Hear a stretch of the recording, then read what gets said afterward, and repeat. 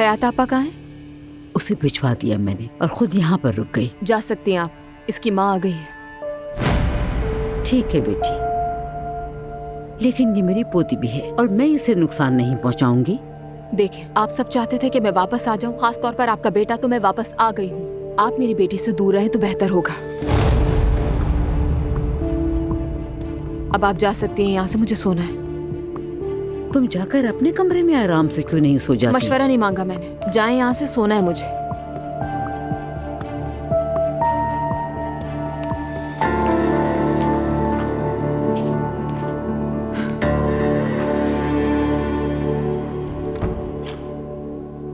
मेरी प्यारी बेटी, मेरी शहजादी, सब कुछ तुम्हारे लिए है।